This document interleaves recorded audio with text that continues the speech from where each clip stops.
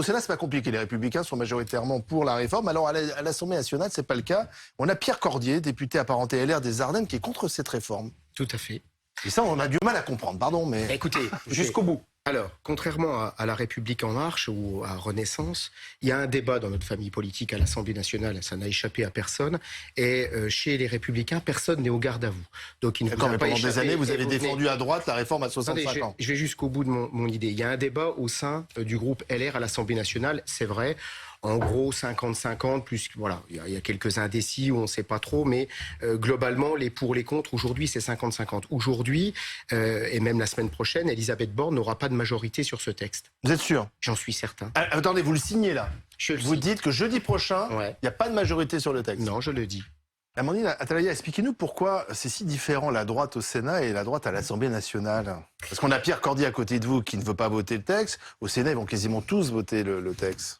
Parce qu'il y a beaucoup de députés LR qui ont été élus dans des circonscriptions notamment populaires, où il y a des électeurs ou des circonscriptions assez rurales qui ne sont pas du tout favorables à cette réforme des retraites. Et donc on se retrouve à l'Assemblée nationale avec un groupe de 15 à 20 députés emmenés autour de... Encore plus, vous dites? Combien alors, vous diriez? Je l'estime ce matin entre 22 et 25. Ah oui, ça veut dire que le texte passe pas... C'est un chiffre qu'on n'entend pas trop ailleurs. Mais ça veut dire en effet que dans ces cas-là, vous avez votre ça veut dire vous avez votre comptabilité, moi j'ai la mienne. 22-25, ouais. Et donc c'est un groupe qui est emmené par Aurélien Pradier, notamment, dont on a entendu parler ces derniers temps, parce qu'Éric Ciotti l'a sorti de sa fonction de vice-présidence du Parti des Républicains.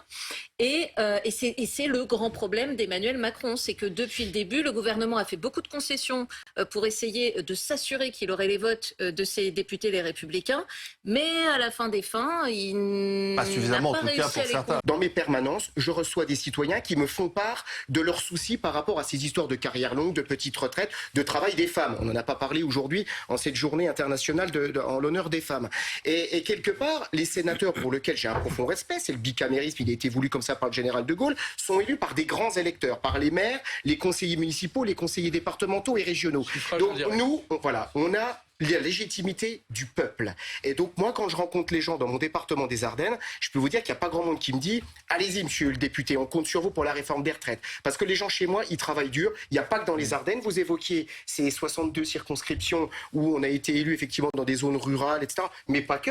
Vous regardez les sondages aujourd'hui, 90% des actifs ne veulent pas de cette réforme. Cette réforme, j'ai la conviction qu'elle va passer parce qu'il y a une majorité responsable, que ce soit à l'Assemblée nationale ou au Sénat. Le texte d'Aurore Berger. Mais moi, j'ai vous ne croyez pas ces chiffres lorsqu'il dit qu'il y a plus de 20 députés qui sont prêts à voter? Des Républicains qui, je le pense, n'ont pas envie de se diluer dans le populisme et dans l'obstruction et dans l'absence de sens des réalités, parce que la droite dans les Ardennes, tu vas voir les gens la droite c'est le sens des réalités. Mais en Essonne et en Ile-de-France, ils travaillent dur aussi. Ils soutiennent en Essonne, quand vous voyez les électeurs, ils vous soutiennent. Attendez, je vois les chiffres et je rencontre les mêmes gens que vous. Ils vous soutiennent, ils disent continuez, tenez bon sur les retraites. Et je leur dis quoi? Je leur dis oui, comme vous dites que c'est pas facile, voilà, je vais sacrifier les générations futures et les retraites des générations futures pour vous faire plaisir aujourd'hui. Moi, je regarde les prochaines générations. On est d'une génération d'élus plutôt nouvelle. Je regarde les prochaines générations. Comment vous allez résister aux pressions? Parce que là, elles vont être terribles. Je vais vous dire, il y a une pression effectivement sur les députés, les Républicains. Vous la sentez, vous? Qu'est-ce qu'on vous dit, en fait, monsieur Cordier? Comment ça exerce cette pression? Je vais vous répondre sur ce point. Simplement, il faut bien préciser aussi une chose. Moi, je suis voisin du groupe Horizon. Il y a aussi Édouard Philippe. Il y a aussi des députés du groupe Horizon, voire même certains du Modem, voire même certains de Renaissance type Barbara Pompili et quelques autres qui ne sont pas particulièrement enthousiastes à voter cette réforme. Donc c'est vrai qu'il y a une pression sur les députés les Républicains. Et comment elle s'exerce pour qu'on comprenne? Écoutez, je vais vous citer une anecdote. J'étais dans un des salons de l'Assemblée nationale il y a quelques jours et je dis sous forme de clin d'œil, écoutez, si vous voulez, un ministre qui était présent que je ne citerai pas, si vous voulez que je vote la réforme, vous me donnerez 35 millions d'euros pour les Ardennes, j'en ai besoin parce que sur mon territoire, il y a de grosses difficultés. Vous m'intéressez, monsieur le député, m'a-t-on dit, en me courant légèrement après dans les salons de l'Assemblée nationale. Je peux vous dire qu'il y a aussi des parlementaires à qui on a fait des propositions sympathiques pour leur territoire, etc., pour essayer... en fait, on achète les voix, là. Écoutez, c'est ce qui... Ça vous fascine, vous. C'est ce qui se passe. Ça me sidère et ça me... C'est ce qui se passe. Ça vous sidère et ça vous...